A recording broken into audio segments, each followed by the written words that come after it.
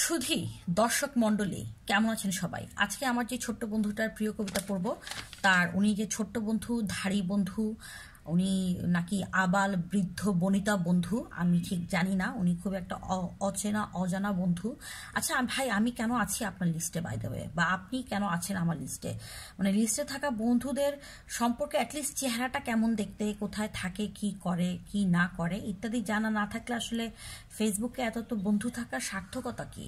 I don't know. আমি চাই, আচ্ছা বাই দ্য ওয়ে, আমরা আসলে মানুষকে ফেসবুকে ফ্রেন্ড বানাই কেন? আহমেদ লুকিলাম, আপনার নামটাও যেরকম অদ্ভুত, আপনার যে প্রিয় অনুবাদকের অনুবাদ পড়ব, সেই কবির নামও অনেক অদ্ভুত, আমি খুব মজা পাইছি। এবং যেই কবির কবিতা পড়ব ওনার নামটাও আজকে খুবই অদ্ভুত। তো মানুষের নাম মানে এত সুন্দর সুন্দর অদ্ভুত এবং মজার এবং ইন্টারেস্টিং নাম দেখার পর আমার সবসময় আমার নিজের মাথায় আমার নিজের নামটা ঘুরে। আমার নামটা আমার একদমই পছন্দ না। আমার আর একটু ইন্টারেস্টিং নাম হলে আমি খুশি হইতাম আর কি।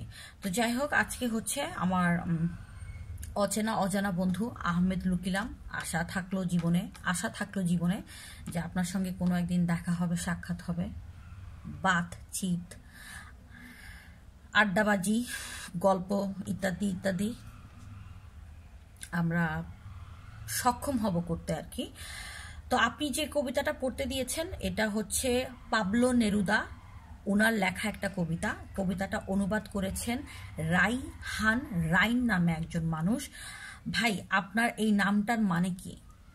রাইহান রাইন কঠিন আছে, কিন্তু মানে নামটা ইজ ইন্টারেস্টিং। মানে বাবা মা, মানে আমার এই বাবা মাগুলো আমি শিওর খুব ব্রিলিয়ান্ট বাবা মা, তাই না? অনেক মানে বাবা মারাই পিএইচডি করা বাবা মা, এই টাইপের মনে হয়। নাহলে এরকম কঠিন কঠিন নাম ওদের মাথায় আসে কোত্থেকে?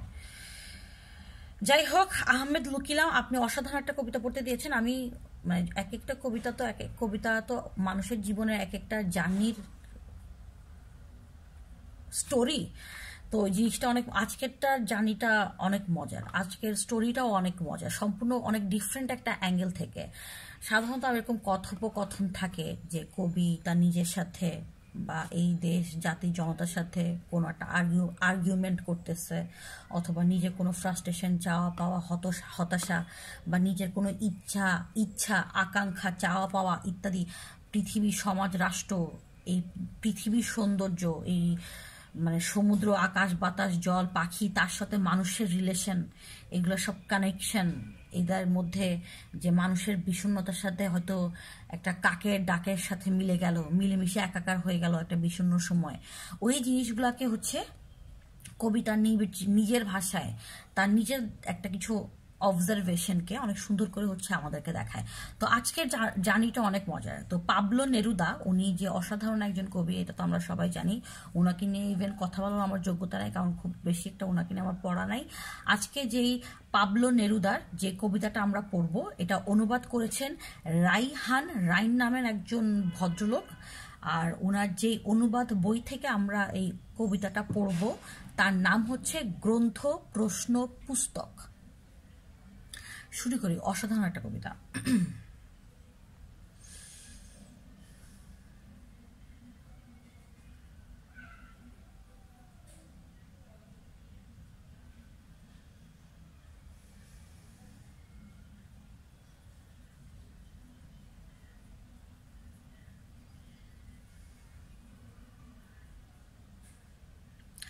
দোজখে হিটলারকে বাধ্যতামূলক কোনো শ্রমের কাজ করতে হয়? তিনি কি দেয়ালে নাকি মৃতদেহে রং করেন? তিনি কি মৃতদেহ থেকে ওঠা বাষ্প শোকেন? তারা কি তাকে আগুনে পোড়া বেসুমার শিশুর ছাই খাওয়ায়? নাকি তারা মৃত্যুর পর থেকে তারা তাকে চোঙ্গা থেকে রক্ত পান করতে দিয়েছে? নাকি তারা উপড়ানো সোনার দাঁত হাতুড়ি দিয়ে ঠুকেছে তার মুখে? নাকি ঘুমানোর জন্য তারা তাকে শোয়ায় কাটা তারের উপর? নাকি নরকের প্রদীপের জন্যে তারা ট্যাটু করেছে তার চামড়ায়, নাকি অগ্নিশিখার কালো কুকুর তাকে কামড়ায় ক্ষমাহীনভাবে, নাকি অবিশ্রাম তাকে হাঁটতে হয় দিন রাত তার সহবন্ধীদের সাথে, নাকি অবশ্যই তাকে মরতে হয় গ্যাস চেম্বারে চিরকালীনভাবে মরে না গিয়ে। জ্যোৎস্না দেখ হিটলার যা যা করছে ওর উপর ওইটারই অভিশাপ চাইতেছে, কিন্তু কি মজা করে জিনিসটা বর্ণনা করে মিলাইছে, তাই না? হিটলার যে কি কি নতুন নতুন শাস্তির ভয়াবহ সব মানে ও আবিষ্কার করছে বসে বসে বসে, যে কিভাবে পৃথিবীর মানুষজনকে সে টাইট দিবে, শিক্ষা দিবে। তো ওই ভয়ঙ্কর, ওকে যদি কখনো দোজকে নেয় তো ওই দোজকে নিলে ওর শাস্তিগুলো কেমন হবে সেটা সম্পর্কে একটু ধ্যান ধারণা আমাদের সচরাচর গ্রন্থে যেসব ধ্যান ধারণা আছে আর কি, সেই সব ধ্যান ধারণার সাথে ও যেসব কাজকর্ম করেছে সেই সব ধ্যান ধারণা, যেমন দোজকে আমাদেরকে আগুনে পোড়ানো একটা ব্যাপার আছে। তো এখানেও বলা হচ্ছে যে উনি যেরকম বেসুমার শিশুকে মেরে ফেলেছিলেন, হত্যা করেছিলেন, আগুনে পোড়াইছে, গ্যাস চেম্বারে ফেলাইছে, এসব যখন ওইসব শিশুর ছাই খাওয়াইছে নাকি। যে হিটলার যখন দোজকে গেছে যে তুই পৃথিবীতে কি করে আসছিস, দাঁড়া তোকে দেখাচ্ছি, এই যে এই হচ্ছে সেই সব মানুষগুলা, সেই সব বাচ্চাগুলার ছাই, যেসব বাচ্চাগুলো তোর কারণে তুই মেরে ফেলছিস, সেই বাচ্চাগুলোর ছাই তুই খাওয়া শেষ করবি অনন্তকাল। যতদিন তোর ওই ছাই খাওয়া শেষ হয় ততদিন তুই ছাই খাবি, বমি করবি, তুই মরবি, তুই আবার উঠবি, আবারই ছাই খাবি। এরকম আর কি মজার, আমার কাছে খুব ভালো লাগছে। হিটলার কেন, আমাদের বাংলাদেশে যে আমাদের মহান একটা দল আছে জামাত শিবির, ওদের জন্য আসলে ওদের জন্য যদি কখনো আমি দোজক চিন্তা করি, ওদের জন্য আমার এরকমই দোজক আসবে। ওদেরকে আমি রেপ করাবো। ওদের মাথায় যেমন আসছিল না যে মানে কি একটা ইউনিক আইডিয়া, যে বাঙালি তোরা আমাদের সঙ্গে গ্যাঞ্জাম করতেছিস, আমরা তোদের সবগুলো মেয়েকে প্রেগনেন্ট করে দিব, মানে কি একটা জঘন্য চিন্তা। এবং ওইটার সাথে তারা করেছে এবং খুবই সহি সালামত করতে পেরেছে। তো ওদেরকে দোজকে আমি নিলে ওদের জন্য একটাই শাস্তি থাকবে, যে দোজকে এমন গেলমান থাকবে যে গেলম্যানরা বুঝেন ওদের সাথে কি করবে, কন্টিনিউয়াসলি করতেই থাকবে অনন্তকাল, যতক্ষণ না ওরা অনন্তকালহীন ধরে ওরা বলতেই থাকবে যে আমরা যেটা করেছি সেটা খুবই নির্লজ্জ, ভয়ঙ্কর অন্যায় করছি, যে মানুষ হিসেবেই আমাদের নিজেদেরকে আর দাবি করার কোনো মানে হয় না। যাই হোক, আজকে রাইহান রাইন, ভাই তোমার নাম দিয়েও অনেক ভালো টাং টুইস্টিং এর এক্সারসাইজ করা যাবে। দুইটাই আর আছে, তো র আছে পরপর। রাইহান রাইন, রাইহান রাইন, রাইহান রাইন, রাইহান রাইন, রায়হান রাইন, রায়হান রাইন, রায়হান রাইন, রায়হান রাইন, রায়হান রাইন, রায়হান রাইন। তো রায়হান রাইন ভাই, আপনার অনুবাদ করা পাবলো নেরুদা, ওনারটা দিয়েও অনেক ভালো টাং টুইস্টিং হবে। Pablo Neruda. তো আপনাদের দুজনের ইন্টারেস্টিং দুইটা নামের দুজন মানুষ, এবং দুজন মানুষের দুইটা। পাবলো নেরুদা যিনি অরিজিনাল সৃষ্টিকর্তা, ওনার কবিতাটা ওনার নিজের লেখা ভাষায় পড়তে পারলে আসলে অন্যরকম একটা অনুভূতি হইতো, কারণ এক একটা ভাষার একটা নিজস্ব জীবন আছে। তো আমি অনুবাদ পড়ছি, অনুবাদটাও অসাধারণ। যাই হোক, আমি আজকে আরেকটা কবিতা পড়বো, আর 2 মিনিট টাইম আছে আমার কাছে, কবিতাটা পড়ি। এটাও এই সেম কবিরই, রাইহান রাইন, ওনারই কবিতা, অনুবাদ করা কবিতা। এটা নেওয়া হয়েছে গ্রন্থ প্রশ্ন পুস্তক, যেটা লিখেছেন, এই কবিতাটা আসলে মানে অরিজিনালি লিখেছেন পাবলো নেরুদা।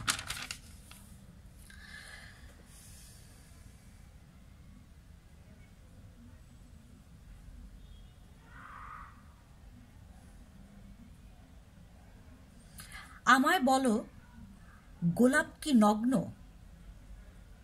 নাকি ওইটাই তার একমাত্র পোশাক? গাছেরা কেন তাদের শিকড় বাকড়ের ঐশ্বর্য ঢেকে রাখে? কে শুনতে পায় চুরি যেতে থাকা মোটর গাড়ির আহাজারি? এমন কি আছে দুনিয়ায় দাঁড়িয়ে বৃষ্টিতে ভিজতে থাকা ট্রেনের চেয়ে যা বিষণ্ণতর। স্বর্গে কতগুলো গির্জা আছে,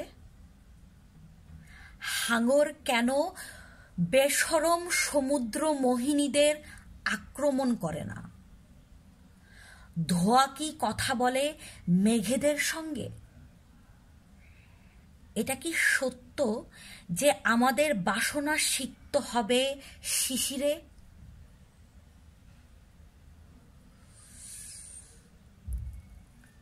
তোমার কুজের নিচে কি আগলে রাখো? উঠ জিজ্ঞেস করে কচ্ছপকে। কচ্ছপ জবাব দেয়, কমলা লেবুগুলো সঙ্গে তোমার কিসের কথা হয়? একটা নাশপাতি গাছের কি রিমেম্ব্রান্স অফ থিংস পাস্ট গ্রন্থের চেয়ে বেশি পাতা আছে? পাতারা কেন আত্মহত্যা করে যখন তারা হলুদ রং অনুভব করে? জ্যোৎস্না অনেক অসাধারণ একটা কবিতা, আমি মনে হয় ফাঁকটা করে ফেলছি। রিমেম্ব্রান্স রিমেম্ব্রান্স রিমেম্ব্রান্স অফ থিংস পাস্ট, বাংলায় উচ্চারণ লিখলে না অরিজিনাল উচ্চারণ একটু কনফিউজ হয়ে যায়। রিমেম্ব্রান্স অফ থিংস পাস্ট নামে একটা খুবই বিখ্যাত বই আছে। তো মজা না, দেখ একটা নাশপাতি গাছের কি একটা গ্রন্থে যত বই আছে, একটা নাশপাতি গাছের প্রত্যেকটা পাতায় পাতায় তো এক একটা অধ্যায়।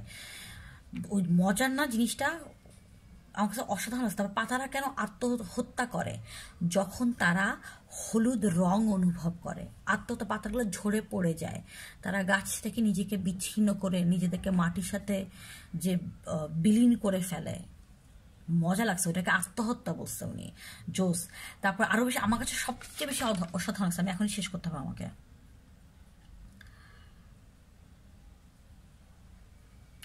এমন কিছু কি আছে দুনিয়ায় দাঁড়িয়ে বৃষ্টিতে ভিজতে থাকা ট্রেনের চেয়ে বিষণ্ণতর? এটা কিন্তু অসাধারণ। আমি এই লাইনটা না অনেকবার পড়ছি, আমার চোখের সামনে মানে আমি এরকম একটা প্ল্যাটফর্মে দাঁড়িয়ে আছি, একদম শুনশান একটা হয়তো মধ্য দুপুরের প্ল্যাটফর্ম, ওইখানে সামনে বিশাল বড় একটা ট্রেন দাঁড়িয়ে আছে এবং ঝুম ঝুম বৃষ্টি হচ্ছে এবং পুরো প্ল্যাটফর্মে আমি আর ওই রেলগাড়িটা ছাড়া কেউ নাই।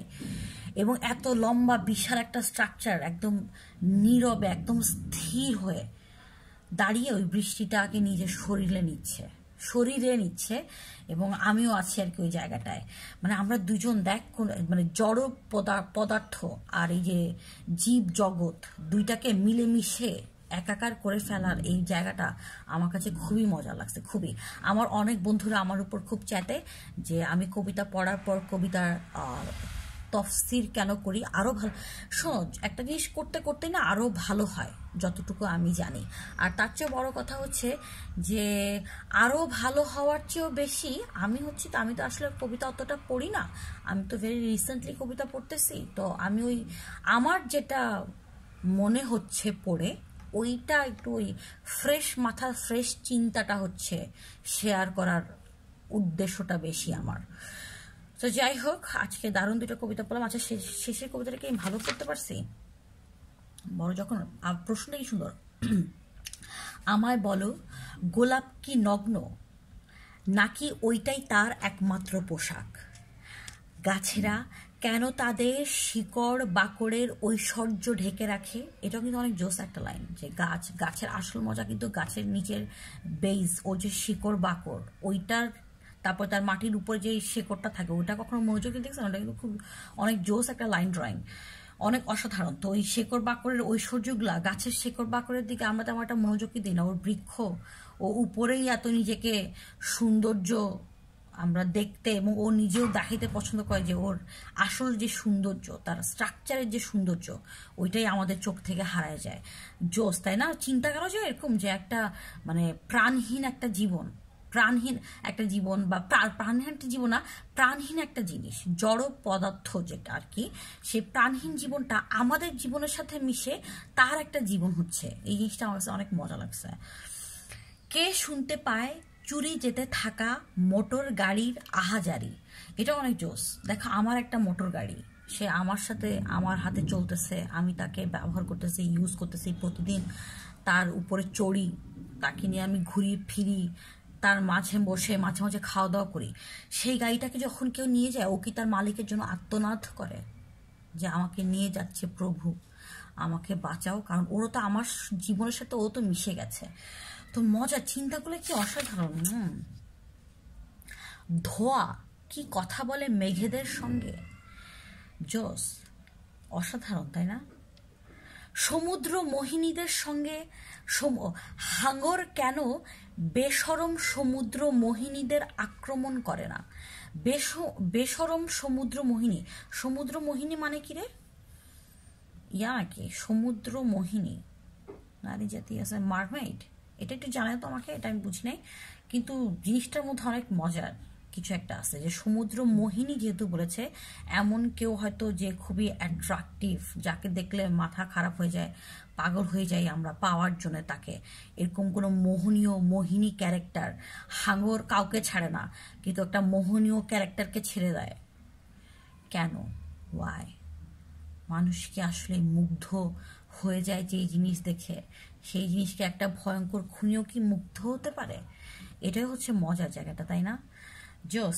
আমি জানি তোমরা অনেকে খুবই অপছন্দ করো, তারপরে এটা অনেক মজা লাগছে যে উঠ জিজ্ঞেস করে কচ্ছপকে, তোমার কুজের নিচে কি আগলে রাখো। জোস। যাই হোক, টাটা বাই বাই, দেরি হয়ে গেছে অনেক, 16 মিনিট হয়ে গেছে ভিডিওটা। Good night. আমার উপর রাগ করো, কিন্তু আমি তো ভালো পকপক করি তাই না? বলো, পকপক শুনো। হ্যাঁ ঠিক আছে, থ্যাংক ইউ, টাটা।